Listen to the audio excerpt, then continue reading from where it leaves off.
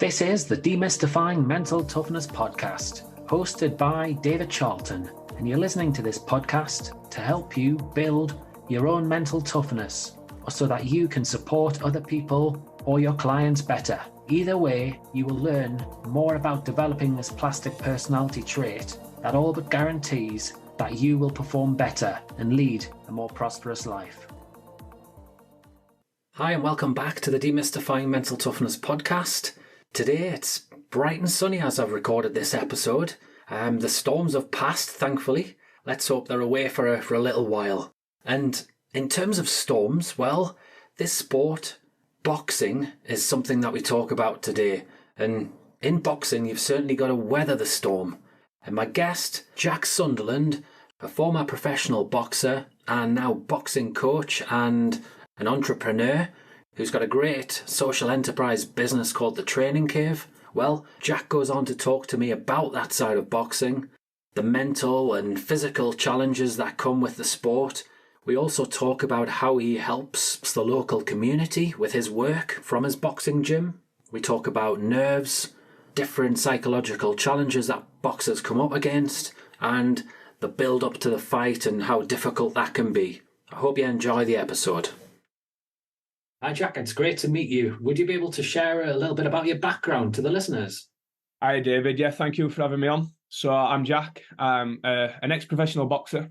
I'm now a trainer and a coach, and I founded a social enterprise called The Training Cave about 5 years ago. And at The Training Cave, we use boxing to get people fit, healthy and strong for life. You want to expand a little bit more on The Training Cave then? That sounds like a really exciting project. Yeah, so I actually started Training Cave as a whole that would have been 7 years ago, and about 2 years in, I'd started it just purely to do personal training and set up an amateur boxing club. And it got to about 18 months in, and I had a lot of the community coming in and having chats with me, parents, and we had loads of kids coming down, kids and adults, and there were a lot of conversations being had, and they were saying, you could make a massive difference to this community. You're already doing it, but you could be doing a lot more.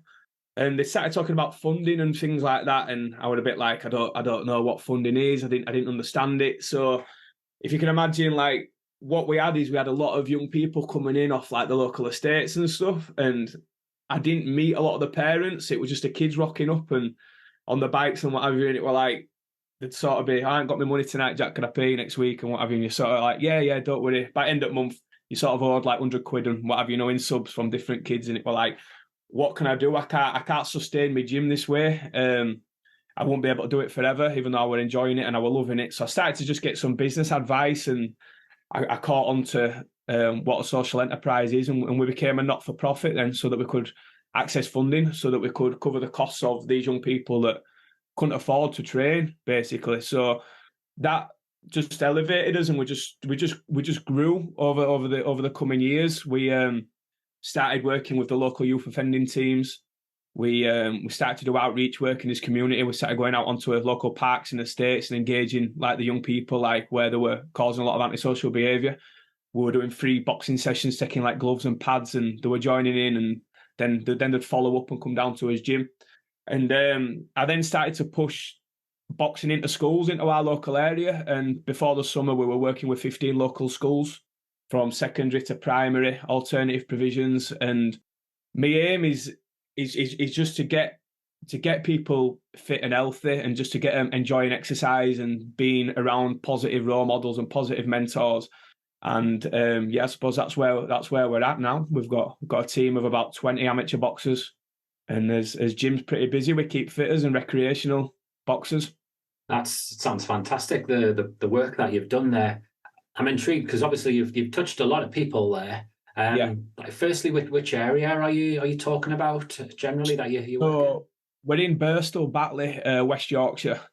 Okay, and is it a large surrounding area that you touch when you go out to different schools? Yeah, to be fair, so we because of where we're situated, we're quite close. We're not too far from Bradford, Wakefield, Leeds, Halifax, where our gym is. So we have some schools that come from Leeds. We've got some that come from Bradford. We've got some that come from Huddersfield and Wakefield, and we travel out to them as well. So we go into schools, or schools come to us. It's pretty good, actually. I love it. pretty cool.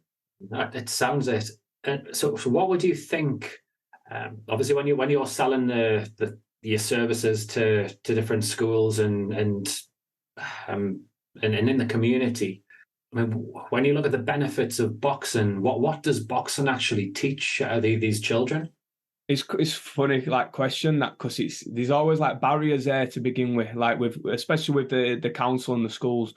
But it's always been about explaining to these people, the powers that be, what it does as a whole. And I know you'll know from a sporting background, boxing, it just as any sport, it teaches confidence, respect, discipline. And like a sport like boxing, you've got to be in, if you're competing, you've got to be in the gym 3, 4, 5 times a week. You're dieting. That's from a young age, so they're not going out with their mates playing, they're not eating sweets at school and things like this. And they've got to be so dedicated and so focused.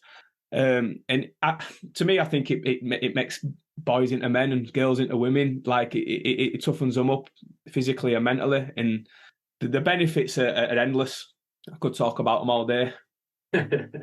Yeah, I mean, it sounds to me, as you say, it's like the habits, isn't it? The day in, day out side of things, which are going to help the mental health and the physical health there.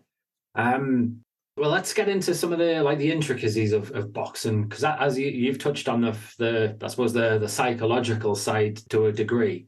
You're an ex-professional boxer as well, so you've got that insight into the mix as well. Let's look at the commitment level. What are the commitment levels needed? Firstly, to get into the pro game. It has to be, if you want to do well, it has to be a life. That, and I say that to our young ones, what's your goal? And if they say I want to be a professional, the professional side is also a business as well. So you're not only having to train and diet, you're also having to sell yourself as an athlete. Being a top level amateur as well, you need that. You just have to be super, super dedicated. And suppose in a way you'd have to be quite selfish with your time and your life if you want to make it to the top of this sport. So are we talking training 7 days a week, or would that be a rest day in there? Yeah, there definitely would be a rest day. And to be honest with you, when I look back now, I was probably guilty of not giving myself enough rest.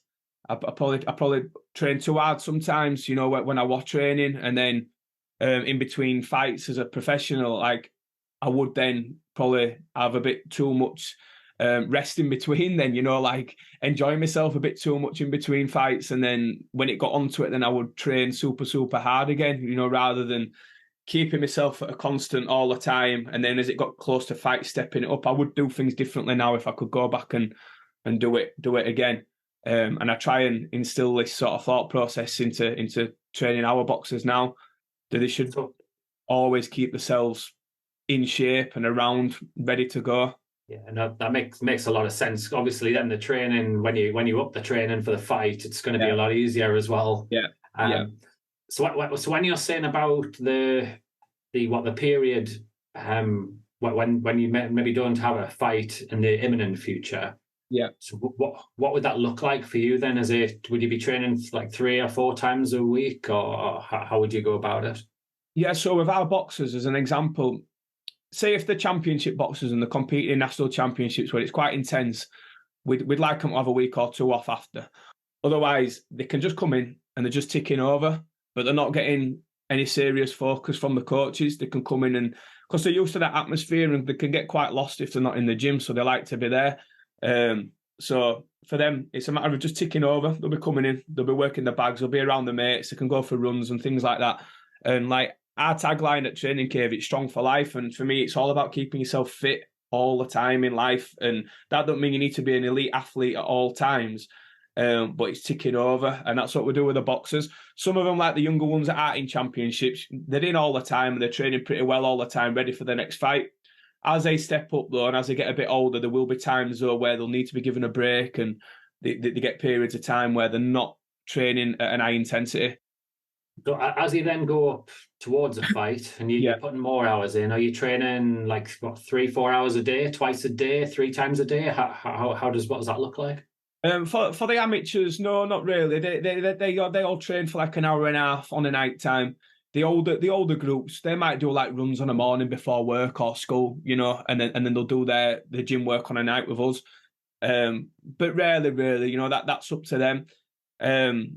I suppose what we change about the training is the type of training that we do with them. So there might be, say, like after one of our boxing shows, maybe we might spend a few weeks where we're just working on strength work and we're working on parts of the game. And then as it steps up towards a competition, then we speed everything up. So we make everything a bit quicker, like shorter rounds, like the hill sprints will get a bit shorter, the long runs will get a bit shorter, but it's all done for time and quick because in amateurs, you've only got 3 rounds. So everything's quite fast. So they're in the gym learning, and then as it gets close towards a fight, then it's about speeding things up and being sharp on the night and being ready to go. And what are the differences there? Like once you get to the professional level again with the intensity of the training? Yeah, I suppose it'd be quite the same. I think professionals do give themselves a bit of a longer break in between because they are older and your bodies do need a bit of a longer break. They'll, depending on what level they're at, you might get, you know, you'll get like journeymen and small fighters that'll probably keep themselves in shape all the time. But your top level, I would have thought, you know, and you're looking at like your Tyson Furies and stuff, they'll train for a championship bout and then they'll need rest after that because it's a real hard, it's a hard life to live at that level all the time. And there's an ex-professional in our gym that uses our gym called James Air, but he lives out in Denmark now, and he was a world champion from our area. And he said he struggled in a part of his career because he had 4 world title fights in 1 year. That is like, you are getting no rest there whatsoever. And he says now when he looks back, it drained him and he just couldn't compete at the level that he wanted to compete at because it was like you were in a constant training camp. He never got that break during that period of time. So that was a conversation that I've had with him. That makes sense because you're just reacting to the next fight, aren't you? And you're back on the wagon, and yeah, and it's like you're getting that no rest time with your family and no time to relax, and it's almost like they're just going again. No, it makes a lot of sense. Yeah. So when we're thinking about mental toughness, then definitely like the psychological side to boxing. What are the main challenges that you see that fighters can struggle with? Yeah, it's tough because everyone's different. There's every person is different. They're all they can all even be completely different characters as well until you get them in changing rooms just before a bout. And you could have the quietest kids at gym that will not shut up, or it can be other way around. You know, it's a minefield, to be honest with you. And you're learning a long way, and you're learning those individual characters as well. They'll develop that relationship with them in gym. And you see things when you take them out sparring with other clubs. Some get a bit more nervous than others, so you know you've got to work on that with them. Some don't care, some just get in, and if anything, some of them need holding back a little bit to be told to think about what they're doing rather than just reacting. So yeah, there's a lot that goes with it because there's the nerves on the night are horrendous. I don't know what can actually match that. I'm sure you'll have loads of little techniques that you might know from a sports psychologist point of view. But in my opinion, from what I've seen, the young boxers that we train, the ones that don't show as much nerves tend to be the ones that have put in the work in the gym and they're very confident in themselves. They've also got that backing at home as well, where they just seem to have that confidence that they can get in there and do a job. There's some that we've got to like really pull up and G up before they get in there for a fight. It's tough. It is hard. Yeah, it's a funny one, isn't it? Like before people compete, I suppose it doesn't really matter about the sport, but some people will get really nervous. They'll end up going quiet and they'll just want their own space, whereas other people need to be around people to really get their energy up. And I mean, you talked about the relationship. That's got to be key, hasn't it, with the coach and the athlete and the fighter? Yeah, but such a main point. And one thing that I've realised in my journey as a coach so far is we can do what we can in the gym to build them up and to sort of, because we are in an environment where we are training fighters. You know, from a young age, we're training them to fight. So we're training them to be tough. That's a part of the game that they need, as well as being smart and fast and strong and fit. They've got to be tough as well.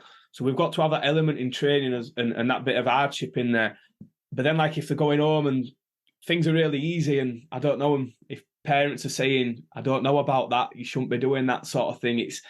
That can then get in the kids' heads, and then they're questioning it, and you can see them holding back a little bit, and it's quite a big picture that you're looking at. You're trying to toughen these young people up, but then how far do the parents want them toughened up? Do you know? So you are playing that battle as well with youth boxing, with amateur boxing.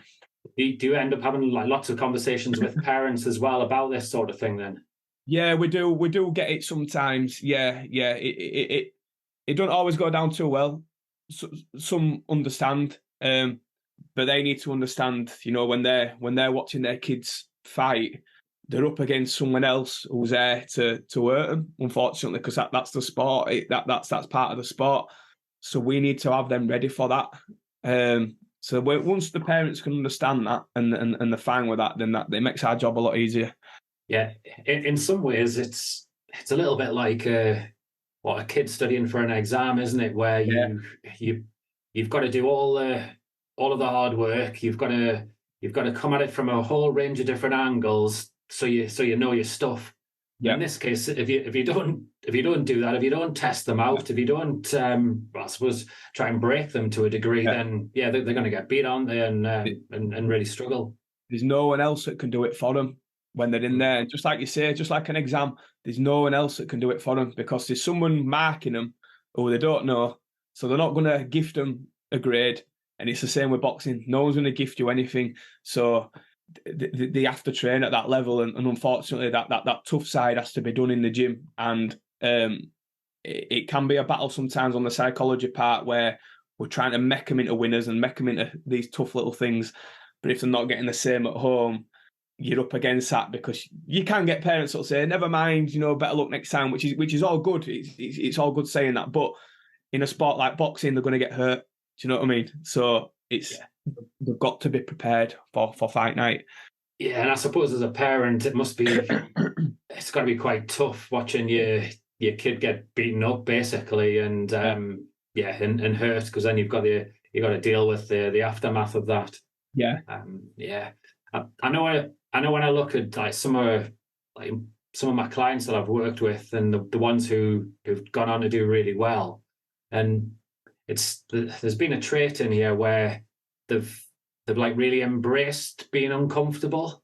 Yeah, that's it. Yeah. And like a lot of people struggle with that, don't they? They can't like get comfortable being uncomfortable, if you know what I mean.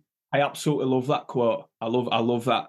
It's get comfortable being uncomfortable, because that is what it is, And I have had, like, you're going to think I'm like a drill sergeant. I'm not at all. I think I'm quite, soft with them sometimes. But I've had, like, a parent say to me before, you're taking the fun out of boxing, but this was a competitive boxer. And I said to the dad, I said, but what is actually fun about boxing, about the what is fun about it? And he said, winning. I said, exactly. Winning.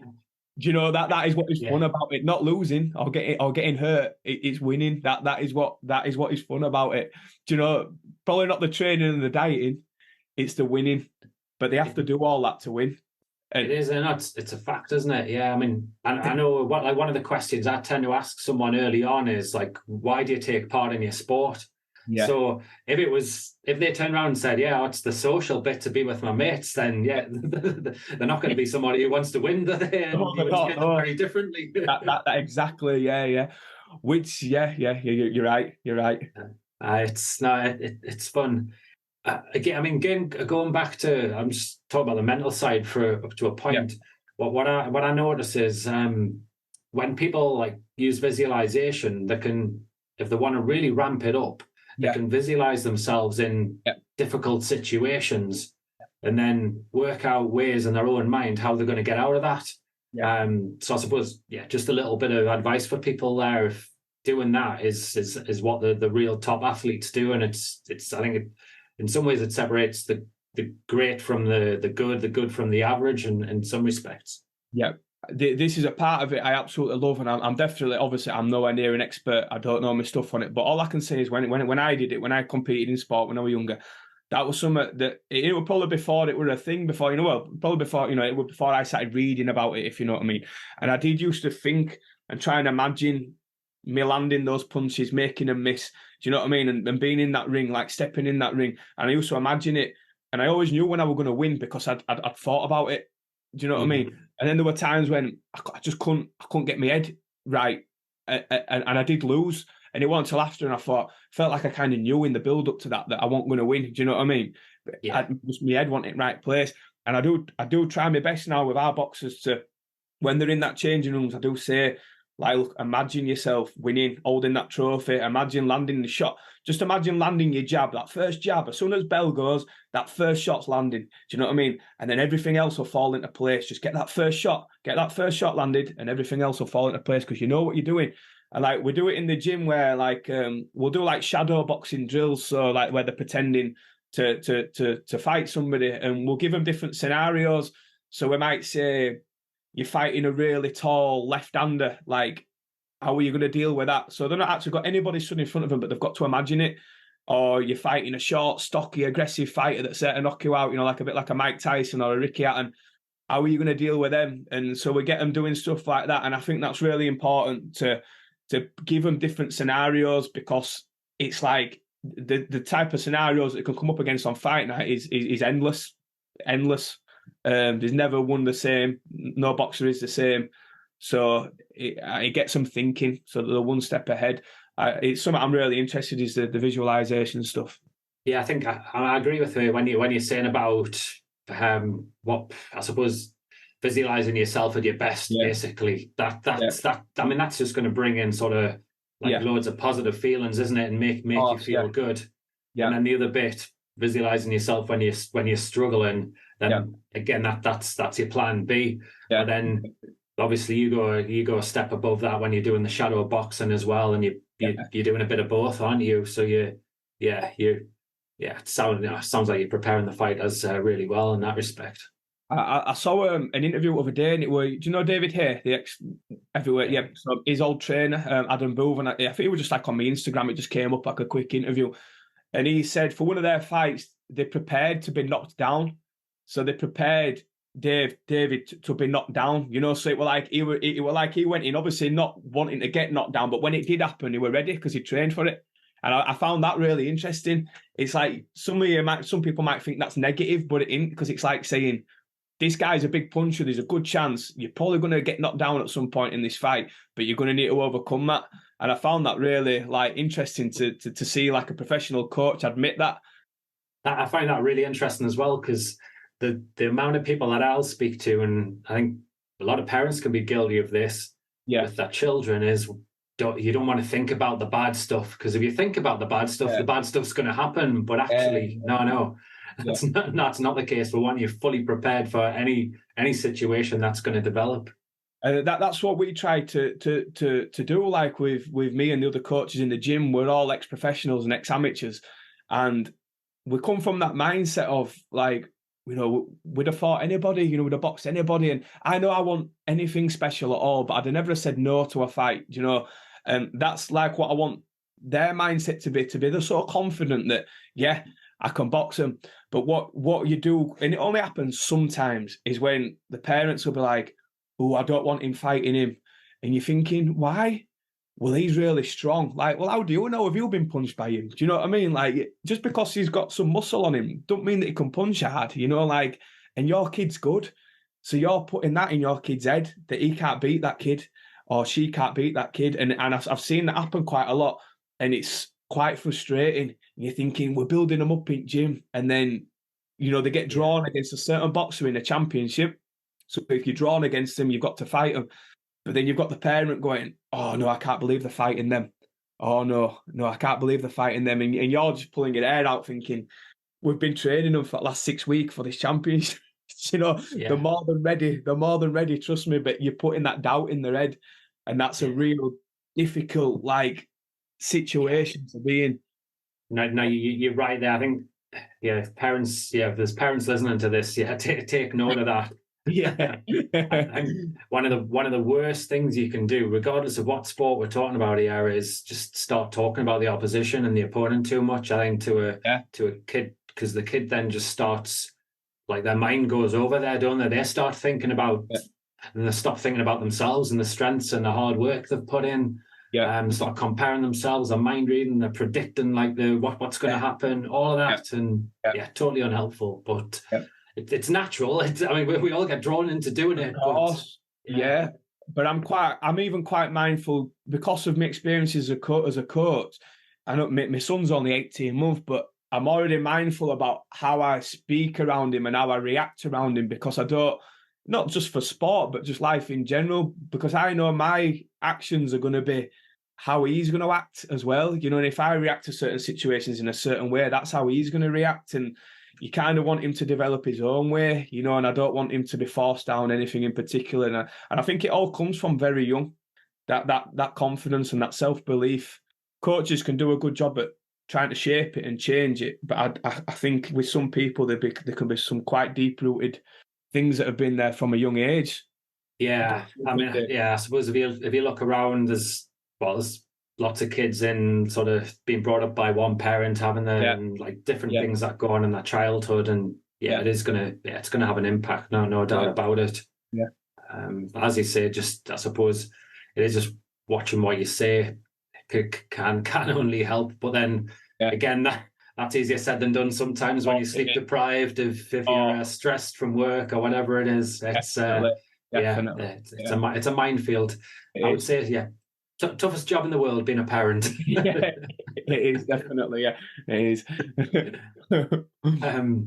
We'll wrap up shortly. I'm interested in one more thing about the build up to a fight. So I'm guessing you taper down in the last week, maybe, do you? Where you're trying to like really manage your weight. Is that generally how it works in the pro game, especially? Yeah, God, yeah. I used to hate that last week, and that is what can be so mentally draining, especially as a professional, because, like I explained before, you are a business as well, without knowing that you're a business. If I could go back and do things differently, I would. But you're having to sell yourself and make weight and make sure you bang on point for fight night on that final week, and it is hard. And I were like low level, small all boxer. You know, I didn't like box on TV or anything like that, and I found it hard. So these guys that are up at the top, they're fighting on Sky in front of thousands. They must really feel that pressure.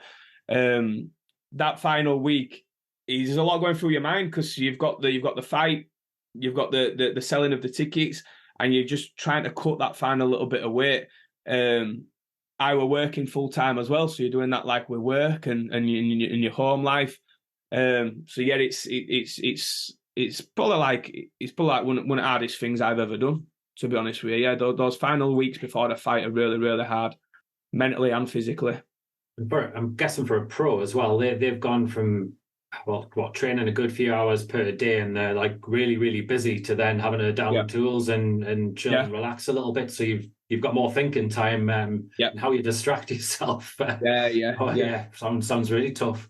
Yeah, and that's strange as well, because you're thinking I'm fighting on Saturday, but I'm taking it easy in training. But really, all your hard work's already done in terms of your training.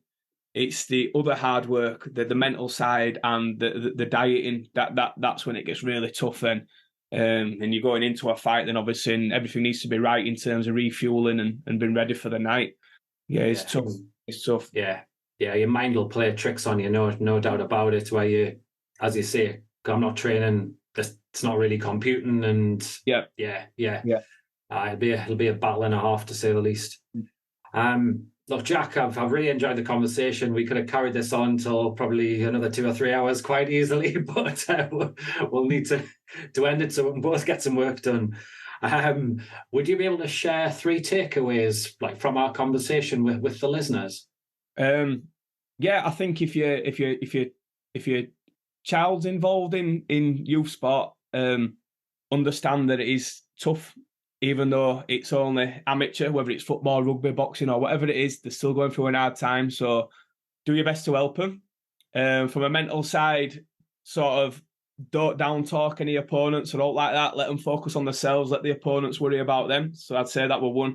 I don't know. 2, remember, for everybody, kids and adults, that there's more to it than just the physical. The mental is such a big part of the game.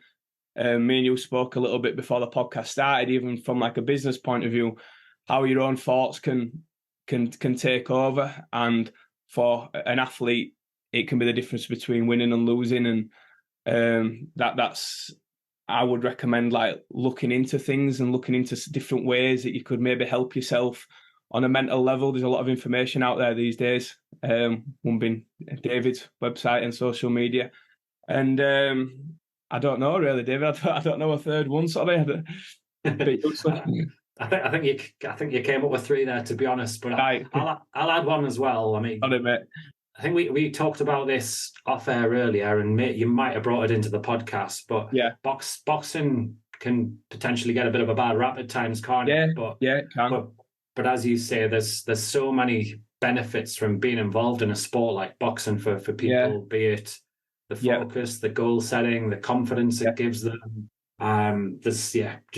We could reel probably about 20 off quite easily. So please do seek out.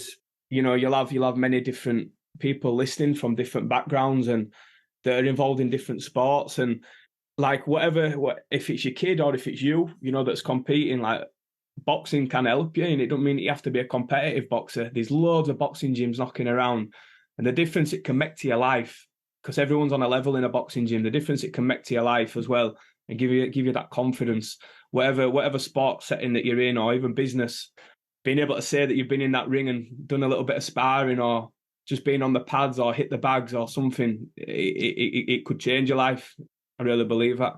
No, I completely agree. I mean, you'll have the social side to it as well, being around like-minded people who'll drive you on, and we could go on all day about it. But a big thank you for your time, Jack. Do you want to signpost the listeners to your website or social media at all? Just so obviously anybody wants to get in touch that they can do. Yeah. So like our gym is called Training Cave. So there's websites trainingcave.co.uk. We are on Facebook and Instagram and Twitter under Training Cave. And then on LinkedIn, I just use my own personal, which is Jack Sunderland, and probably speak about different things on my LinkedIn. So a bit more about social enterprise and what we're doing in this community on there. So yeah, if anybody wants to get in touch, more than welcome. That's brilliant. Well, hopefully you might get a few inquiries from this podcast. You take care, and big thank you. Thank you, mate. Well, I really enjoyed that episode. It was great to record it, and I think we could have got on for another hour or two quite easily and chatted about all other things boxing, and obviously the psychological part to it. A little takeaway from myself here would be this whole thing about focusing on the opponent. Nowadays, with social media, with details online, I see that being a big problem for fighters and for athletes in other sports as well. And then you maybe get well-meaning parents and potentially coaches as well who maybe just put too much emphasis on the opponent or opponents, and as a result it ends up where the athlete or the fighter is overly concerned with the opponent. It puts a little bit of doubt into their mind. So just try and think about the conversations that you have when you have them, and as I say, tailor it more to the individual there and their strengths and what they bring to the party. And I'd argue they're key ingredients, which I talk about in some of the football related episodes that I've done on a Tuesday recently. So that's all from me for now. Please feel free to sign up to the Mental Edge newsletter, which comes out on a regular basis. In there, I've got a heap of resources, tips and tricks, podcasts, blogs, videos, which can help you with the mental game, with your psychological game there, so you can compete without any fear or with less fear, and you can go on to express your skills and talents. Have a fantastic day. If you enjoyed this episode of the Demystifying Mental Toughness Podcast with David Charlton, do check out my website, sport-excellence.co.uk, and my online sport psychology resources. The Sport-Excellence website has essential resources for anyone looking to build their own mental toughness or the mental toughness of their athletes or teams, or if you want to achieve peak performance more often or optimal functioning. The Sport Excellence website has everything you need to keep moving forward and thrive. So go on, head over to sport-excellence.co.uk to find out more.